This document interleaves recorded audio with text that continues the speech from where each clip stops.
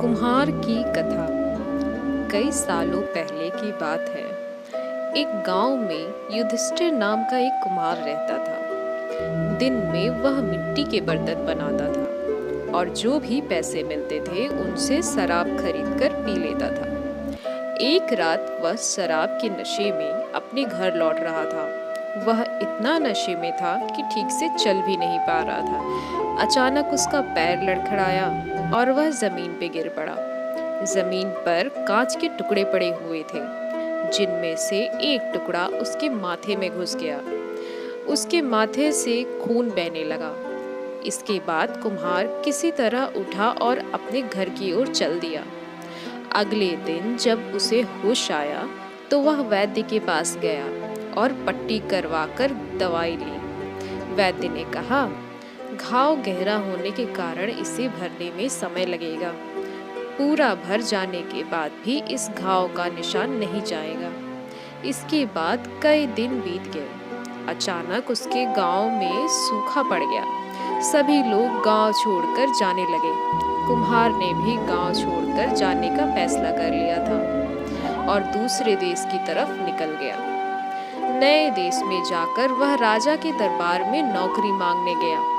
वहां राजा ने उसके माथे पर चोट का निशान देखा और सोचा, यह जरूर कोई पराक्रमी योद्धा है और दुश्मन से लड़ते समय इसके माथे पर चोट लग गई होगी। यह सोचकर राजा ने उसे अपने दरबार में एक खास जगह दी और उस पर विशेष ध्यान देने लगे। यह देखकर राजा के दरबार में मौजूद राजकुमार, सेनापति और अन्य मंत्री उससे जलने लगे। ऐसा कई दिनों तक चलता रहा। एक दिन शत्रुओं ने राजा के महल पर हमला कर दिया। राजा ने अपनी पूरी सेना को युद्ध के लिए तैयार किया। उसने युधिष्ठिर से भी युद्ध में जाने के लिए कहा।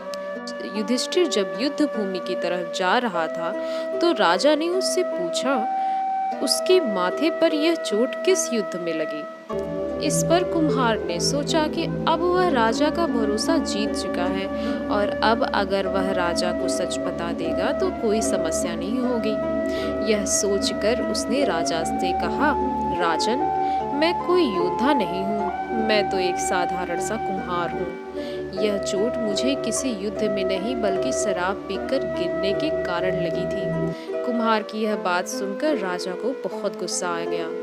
उसने कहा, तुमने मेरा विश्वास तोड़ा है और मुझे छलकर दरबार में इतना ऊंचा पद पाया है। निकल जाओ मेरे राज्य से।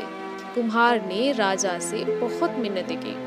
उसने कहा कि अगर उसे मौका मिले तो वह युद्ध में राजा के लिए प्राण भी दे सकता है। राजा ने कहा, चाहे तुम जितने भी वीर और पराक्रमी हो, लेकिन तुम शूरवीरों के कुल से नहीं हो। तुम्हारी हालत शेरों के बीच रहने वाले उस गीदड़ की तरह है जो हाथी से लड़ने की जगह उससे दूर भागने की बात करता है। मैं तुम्हें जाने दे रहा हूँ, लेकिन अगर राजकुमारों को तुम्हारा राज पता चल गया तो वो तुम्हें मार डालेंगे। इसलिए कहता हूँ कि अपनी जान बचाओ और भाग जाओ। कुम्हार ने राजा की बात मानी और तुरंत उस राज्य को छोड़कर चला गया। इस कहानी से हमें यह सीख मिलती है कि इंसान की असलियत ज़्यादा दिन तक नहीं छुप सकती। एक न एक दिन राज खुल ही जाता है। इसलिए हमें स्वयं ही स्वतः सच को बता देना चाहिए।